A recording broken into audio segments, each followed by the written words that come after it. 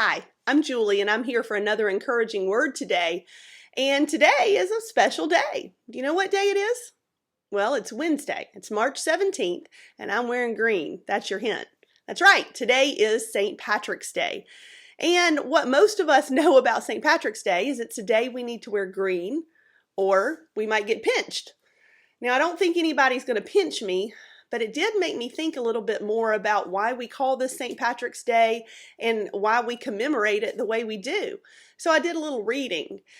And in reading about St. Patrick, what I found out was that most of what we know is really just legend and lore. None of it's been proven.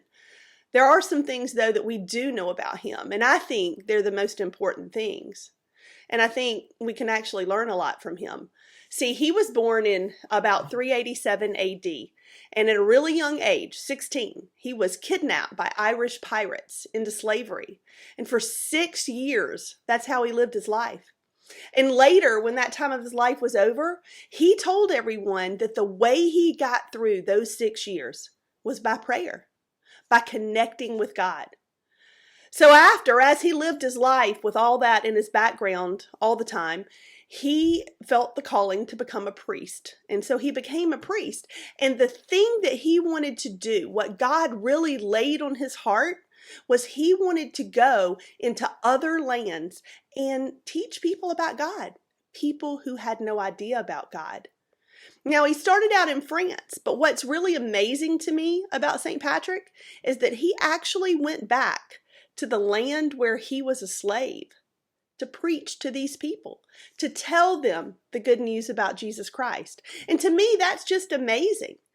You know, we as United Methodists can take a lesson from that. You know, we're told to go and make disciples. In fact, the mission of the United Methodist Church is to make disciples of Jesus Christ for the transformation of the world. And we do that because that really includes what we as United Methodists really focus on: love of God and love of neighbor.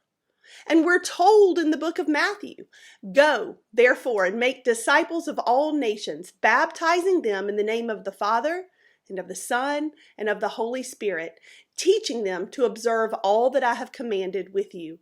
And behold, I am with you always, to the end of the age." So we're told to do exactly what Patrick spent his life doing. And that's to go and make disciples. That's to go and tell other people about Jesus Christ. Now, we've been talking about this some in our youth group, and sometimes that seems a little hard, a little daunting. You know, we don't want to just walk up to somebody in the grocery store and say, "Hey, do you know about Jesus?" I mean, we certainly can, but sometimes we don't want to do that. So how do we do this? How do we go and tell other people about Jesus Christ? Well, certainly you can go on a mission trip. Certainly you can travel far away. But I think one of the strongest statements we can make about our faith and about Jesus is to try to radiate him, magnify him in every single thing that we do. I was recently listening to a speech by Billy Graham, a message, a sermon, and he said something that really stuck with me. He talked about our work days and how, you know, we go through the mundane actions of work each day.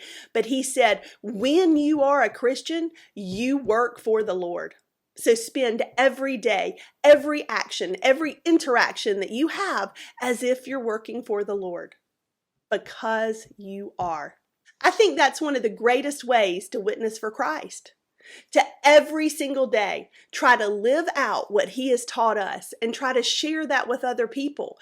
People should see you and think, "I want to be the way that person is." What gives them that happiness? What gives them that contentment?